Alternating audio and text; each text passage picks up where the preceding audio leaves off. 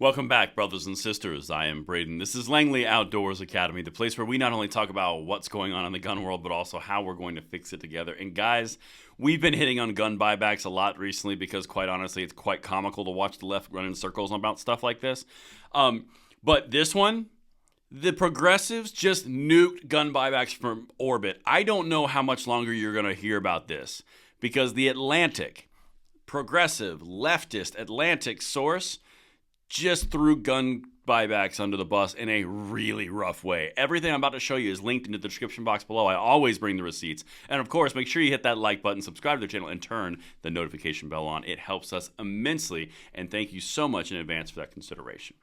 And guys, it's about to be a springtime here, and I'm really excited about fishing, going outdoors, and hiking, and I think you guys are too. That's why Sportsman Guide is your one spot to get anything that you would need to get done. All the top brands that you are looking for. You're talking about Vortex, Irish Setter, Nomad, all the heavy hitters. And if it has something to do with the outdoors, whether you're fishing, hiking, you're even just going outside for picnicking, Sportsman Guide has something for you, and that's where you can get all the stuff that you need to do with those activities. Thank you so much to them. And now, my brothers and sisters, oh baby, I'm salivating. I'm so excited. Let's get it. I can't wait to hear from you guys on this one in the comments because this is gold. So here we go, from the Atlantic. And I sourced this and took a screenshot just so you can see it's from the Atlantic. Now, the Atlantic is like, New York Times is right here. The Atlantic's further left than the New York Times. Okay, like they're not right. But anyway, there's just one problem with gun buybacks. They don't work. Ruh-roh, Raggy. Let's continue. And I got a few of these little clips. They go down how AR-15s aren't the problem. They go down how it's ineffectual. They go down economics. This is a nail in the coffin. All right. Gun policy is a famously impossible problem in contemporary America. Any ideas that might actually reduce gun violence are stymied by political division or struck down by courts. Little thing right there. If they're struck down by courts, that means they're unconstitutional. If your problem is that they were struck down by courts and that they were unconstitutional, maybe you just don't care about the Constitution. Anyway, keep going. Gun buybacks are the only form of gun control that both gun opponents and gun supporters like. Did you notice they called gun buybacks gun control? There's just one problem. They don't work. Scholars have tried for years to quantify the benefit of buybacks, and they've consistently found little empirical evidence that they do much of anything to reduce gun violence at all.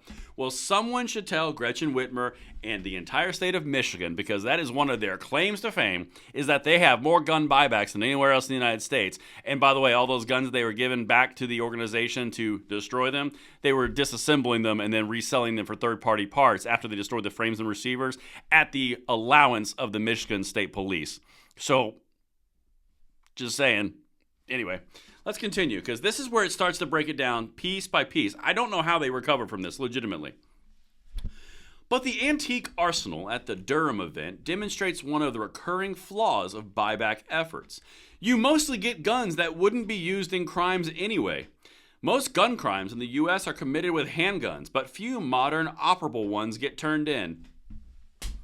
You mean people are turning in guns that are not modern, that have no value to turn in for anything else, for actual cash at the behest of the state government, because you're basically giving money for something that has no value?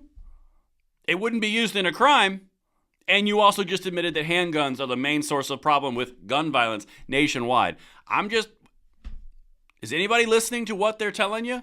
The left, the Atlantic, is telling you that handguns are the problem and gun buybacks are dead because they only net guns that would be useless in a crime because most of them don't work or they're too old to work, and they're getting more money from the state from turning something in a recycling program than they would at a gun shop towards another purchase. It doesn't take a science degree. Anyway, let's keep going. I guess it only gets better from here.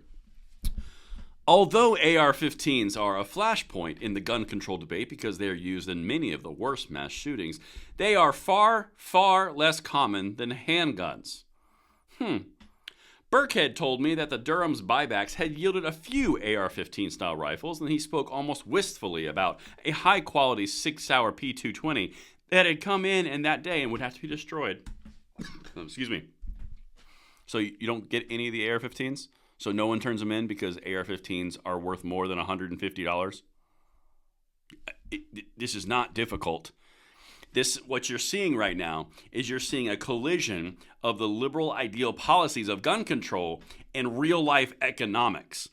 The liberal or the left or the gun controller thinks, let's do gun control or gun buyback because gun buybacks will get the guns off the street because people want the guns off their streets. Well, if you have something that's worth $1,000, and even if you want something off the street, are you going to give it away for $100 or are you going to give it away for $1,000? This is basic economics, but when you have an idealism from the left of, well, it's all about getting rid of the guns because the gun is the singular focus. Nope.